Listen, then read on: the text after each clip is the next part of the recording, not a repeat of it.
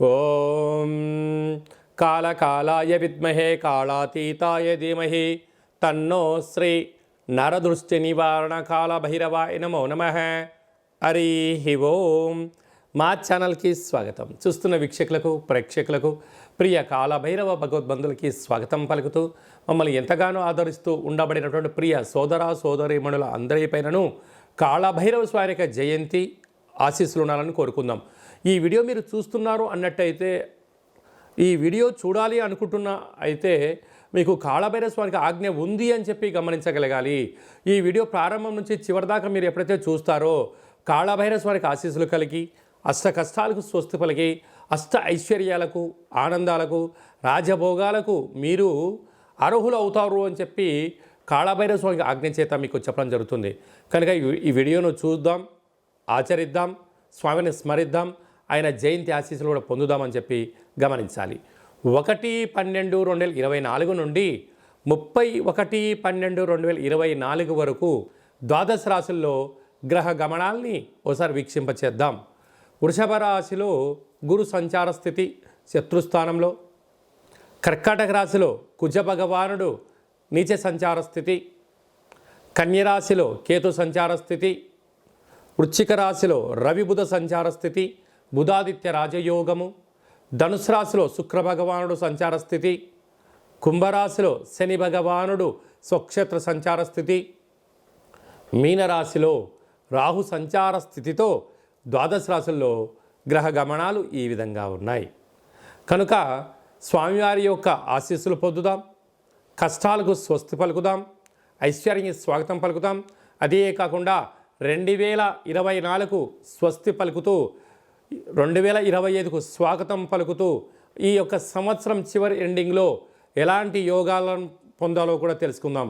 ప్రధానంగా మనకు ఈ సంవత్సరము 2024 కనుక 8 సంఖ్య, అందులో 31 4 సంఖ్య, మంగళవారం పూట అమావాస్యతో వచ్చింది. కనుక ఇలాంటి అమావాస్య తిథుల ఎందున అంటే మనకు సంపూర్ణమైన సంవత్సరం చివరి ఎండింగ్లో ఎలాంటి విధి విధానాలు పాటించాలి, ఏవి చేయొచ్చు, ఏవి చేయకూడదు.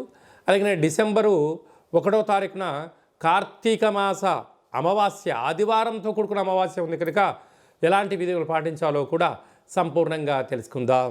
కర్కాటక రాశి వారికి ఈ ఆదివారం అమావాస్య సందర్భంగా, కాళభైరవ జయంతి సందర్భంగా సంవత్సరపు ఎండింగ్ చివరి రోజులలో ఎలాంటి విధులను పాటించాలి. ఒకవైపు అష్టమ స్థానంలో శని సంచార స్థితి, రాశిలోనే కుజుడు ఉన్నప్పుడు, కుజదోష ప్రభావం ఉన్నప్పుడు ఎలాంటి అపాయాలను ఉపాయాలతో తగ్గించుకోవాలో ఈ వీడియోలో సవివరంగా సంపూర్ణంగా తెలుసుకుందాం.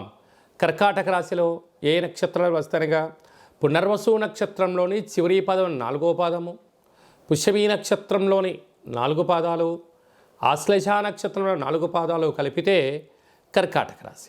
చాలామందికి పుట్టినటువంటి కాల సమయంలో డేటా బర్త్లు లేనటువంటి కారణం వలన పేరు యొక్క మొదటి అక్షరాన్ని అనుసరిస్తూ ఆ రాశిని తెలుసుకునే ప్రయత్నం చేద్దాం. హీ, హూ, హే, హో, డా, డి, డు, డే, డో అక్షరాల వారందరూ కూడా కర్కాటక రాశి జాతులే. కర్కాటక రాశి యొక్క అధిపతి చంద్ర భగవానుడు.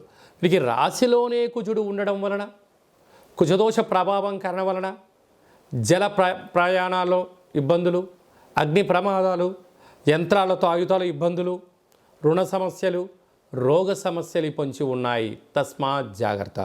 తృతీయంలో కేతుడు ఉన్న వలన వీరికి రేపేం జరగబోతుందో ముందే తెలుసుకోగలరు. ఏం చెయ్యాలో ముందే తెలుసు, ఏం చేయకూడదో తెలుసు. కానీ వీళ్ళందరికీ చెప్తారు, కానీ వీళ్ళు మాత్రమే పాటించరు. తల్లిదండ్రుల యొక్క ఆశీస్సులు లేకపోవడం, తల్లిదండ్రులతో గొడవ పడడం, అనేక రకాలైన మానసిక ఒత్తిడికి సంఘర్షణ అవ్వడం వలన అనైతికర జీవనాన్ని పొందుతూ శారీరకమైన మానసికమైనటువంటి ఇబ్బందికి ఈ కర్కాటక రాశి వారు ఇబ్బందికి గురి కాకుండా ఏర్పాటు చేసుకోవడం మీ ప్రయత్నం అని చెప్పి గమనించాలి. సంతాన స్థానంలో బుధాత్య రాజయోగం అంటే తల్లిదండ్రుల నుంచి కొందరికి గవర్నమెంట్ ఉద్యోగాలు వచ్చే అవకాశాలు, లేదంటే మీ పిల్లల యొక్క చదువులు, పిల్లల యొక్క అభివృద్ధి తీర్చిదిద్దాలని మీ కోరిక నెరవేరబోతుంది. పోతే 6వ స్థానంలో శుక్రుడు విందులని, వినోదాలని, అనవసరమైన ఆర్భాటాలకు వెళ్ళారా ధనం సమయం వృధా అయ్యే పరిచయాలు అధికంగా ఉంటుంది.